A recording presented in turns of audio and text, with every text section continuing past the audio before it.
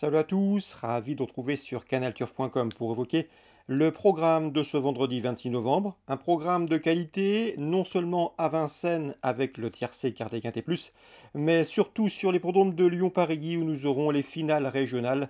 Et comme vous savez sans doute, nous avons pas mal d'informations recueillies auprès des différents professionnels, qu'ils se nomment Guillaume Huguet, encore Joris Filograsso, qui ont préparé ces finales régionales dans le centre-est.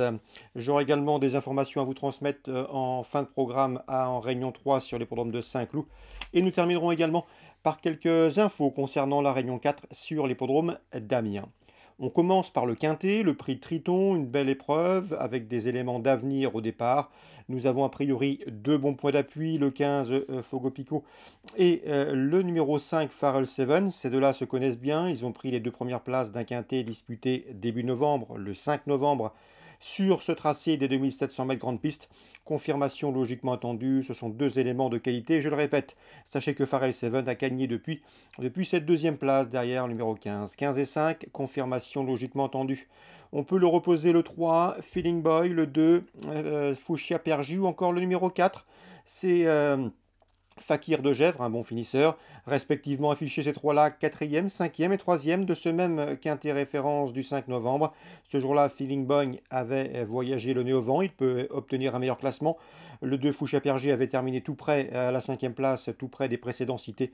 Numéro 4, Fakir de Gèvres, lui, est un adepte des parcours cachés, il lui faudra bénéficier d'un bon déroulement de course pour placer sa pointe. A noter également que Foucha Perger, numéro 2, possède en 1:13.5 le meilleur chrono du peloton sur ce parcours. Pour les places, on se méfiera du 10 Farinelli Paulois, qui reste sur une deuxième place dans un quintet à Anguin le mois dernier, qui est efficace pieds nus. Le numéro 6 également, Blême Castelet, qui vient de prouver sa forme sur l'hippodrome du Croisé-la-Roche. Il revient à Vincennes avec des ambitions. Sans oublier le 8, Fuego du Mortier, à mon avis barré pour les places. Il reste sur une disqualification Croisé-la-Roche, mais auparavant, il avait bien gagné à Anguin au mois d'octobre. Mieux vaut donc le reprendre. En chiffres, cela donne le résumé suivant. 15 et 5 pour les bases, 3, 2, 4 pour les bonnes places, 6 et 8 pour les champs réduits. Résumé chiffré, 15, 5, 3, 2, 4, 10, 6, 8. En canon partant, attention numéro 1, Forever JL. Dans l'épreuve d'ouverture, la première, le 112 Gamin Jabba semble en mesure de signer une nouvelle victoire, lui qui reste sur 3 succès et qui est en retard de gain, cheval préservé, tout comme le 13 Goéland de Fork, réservé lui aussi pour le meeting d'hiver. Il devrait pouvoir gravir les échelons au cours des prochaines semaines. Il sera pieds nus pour ce bel engagement, sa chance est évidente. Attention également au numéro 9 Gitano Jack, un cheval qui possède une redoutable pointe de vitesse finale lorsqu'il bénéficie d'un parcours caché. Il doit ici pouvoir se racheter. 112, 113, 109. Dans la 5e, on prend les mêmes et on recommence avec le 3 Golden Lilac et le 2 Good Girl Marceau, affiché 2e et 3e d'une épreuve de même facture disputée le 13 novembre. On peut leur adjoindre le numéro 9 dans cette épreuve, c'est Geisha Seven qui nous arrive du sud-est, auréolé d'une restante victoire dans la discipline. Concernant la 6e course du programme, désormais, le 603 Giorgos de Guez et le 608 Jumanji Seabay sont 2 ans d'avenir, deux poulains qui ont la pointure d'une course de série comme celle-ci. À mon avis, ils doivent pouvoir s'expliquer pour la victoire, 603 et 608. J'avais eu l'occasion de m'entretenir également avec Anthony Duperche dernièrement. L'interview était disponible sur notre site. Il nous avait parlé du 707. C'était Hollywood Torino qui débutait autre montée. Il était confiant, les essais étaient concluants et le cheval a répondu à ses attentes en prenant une bonne deuxième place fin octobre sur la grande piste 2007. Confirmation logiquement attendue sur la petite piste avec le 707 Hollywood Torino. Confirmation de ses bons débuts. Autre montée 100 ans.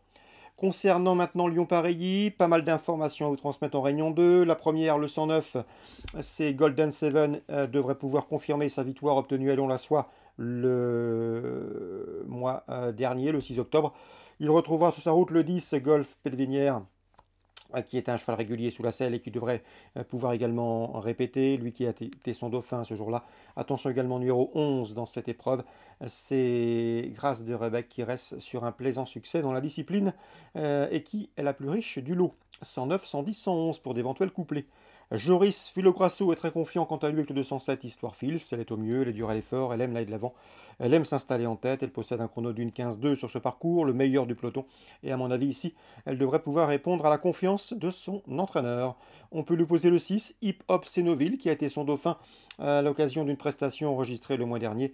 C'était donc une course référence qui tient la route 207 et 206. Concernant le Grand Prix des 4 ans, Guillaume Huguet nous a toujours parlé en bien du 610 Orchestro. Le cheval reste sur 5 succès. La dernière fois, on espérait lui donner un parcours caché, mais le cheval avait été au-dessus de la mêlée. Il a gagné en allant devant. C'est un cheval qui est en retard de gain, qui est le meilleur a priori de la région parmi cette promotion des 4 ans. Et il devrait pouvoir continuer sa moisson victorieuse malgré ce handicap initial de 25 mètres.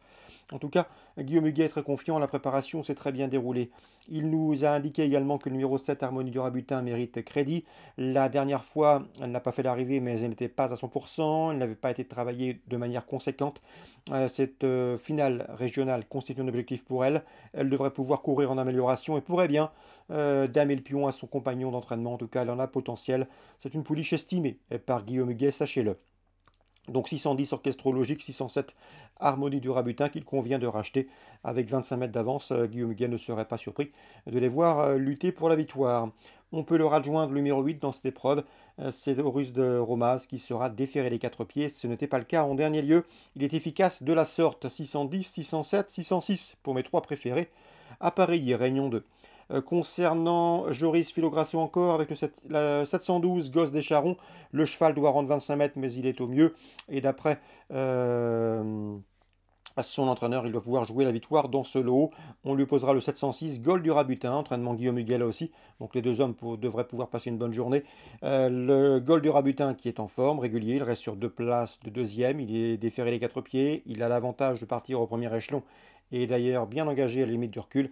Ici, dans ce lot, c'est un choix prioritaire, 712 et 706. Donc voilà pour les nombreuses infos concernant Lyon-Pareilly, Réunion 2. J'ai noté également quelques notes concernant Saint-Cloud, Réunion 3. Le 205, Il est divin, est un AQPS estimé par Alain Coetil. Sa préparation s'est bien déroulée. Cette course constitue un objectif pour lui. Le lot semble de bonne facture, mais l'entraîneur est assez confiant pour un bon résultat. C'est un cheval de qualité qui vaut un lot comme celui-là.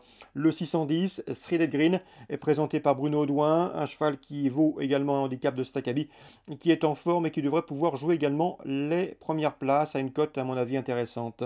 Concernant Amiens Réunion 4, j'ai pu m'entretenir avec Laurent Barassin. Il aura 2 partants dans l'épreuve d'ouverture, la première. Le 110 Instinct de Jomax, qui est un bon cheval, qui reste sur une victoire, qui est pratique, qui peut aller de l'avant, qui est un bon droitier, qui est en forme, devrait pouvoir jouer la victoire. En tout cas, c'est la confiance. Le 111 Is de Camaro, et lui, est un cheval qui peut également terminer sur le podium au dire de son mentor, et à mon avis, il est peu cité par la presse spécialisée, il pourrait venir pimenter les rapports d'un trio. Donc attention aux 2 protégés de Laurent Barassin dans l'épreuve d'ouverture, le 110 Instinct de Jomax et le 111 Is de Camaro, mais j'ai senti en conversant avec lui qu'il estimait davantage le 110 Instinct de Jomax. Voilà pour ce qu'on pouvait dire pour ce programme du vendredi 26 novembre. Excellent jeu à tous, bonne journée. Rendez-vous désormais demain pour une nouvelle émission.